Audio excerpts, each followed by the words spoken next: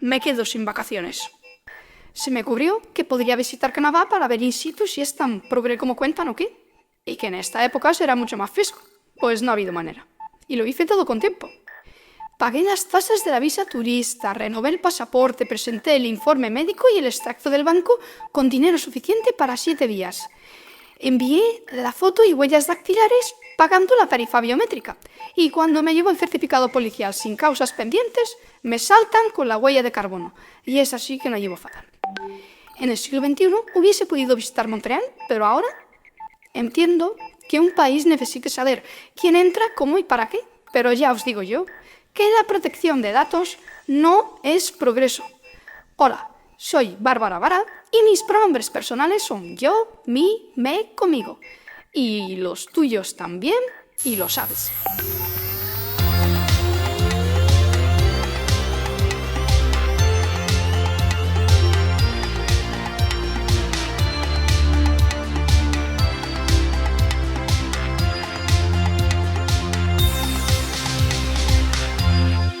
Pues nada, este verano en casita, porque el Open Arms no pasa por Canadá, pero sería para pensarlo, y el visado no expira a los 6 meses. Normal que cada vez más gente se decantase por estas rutas alternativas.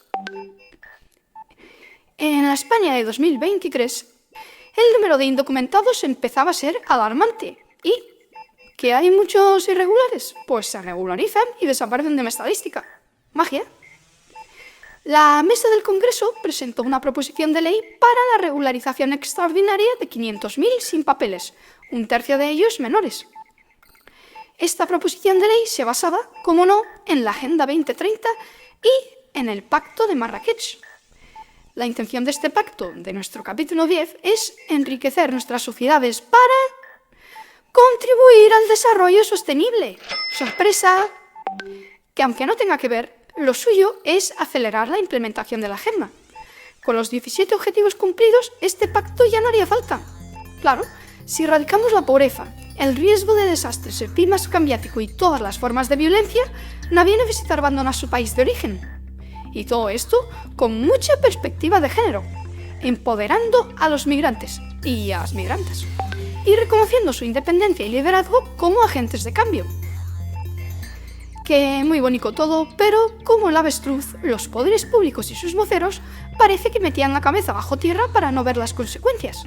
No se leyeron ni el título del pacto, migración segura, ordenada y regular, y de las otras 77 páginas ni hablamos, porque este pacto reconoce los efectos imprevisibles que puede tener la migración en nuestras comunidades, además de los riesgos de la migración irregular para los propios desplazados.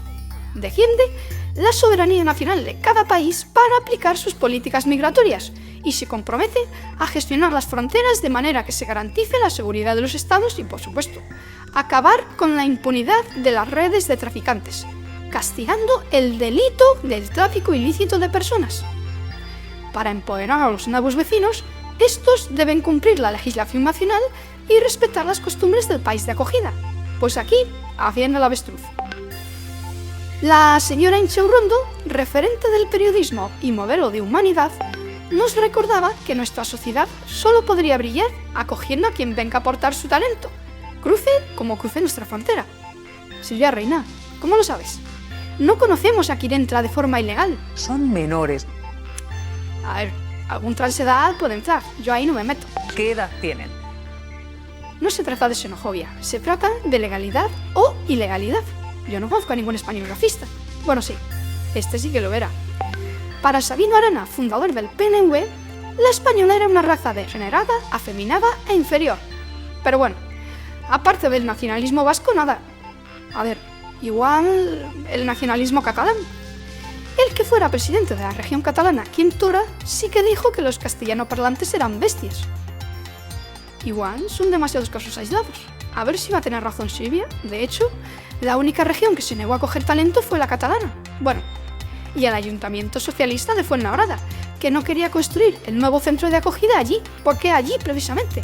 Si Fuenlabrada ya resplandecía. ¿Cómo iba a privar de todo ese talento al resto de municipios? Pero vamos, salvo el nacionalismo vasco, el catalán, el PSOE de Fuenlabrada y el marido de Begoña, Lo que se dice xenofobia no la había en España.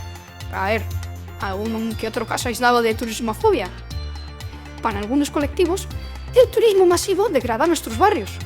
Al aumentar la presión sobre los recursos, se reduce la calidad de vida de los lugareños.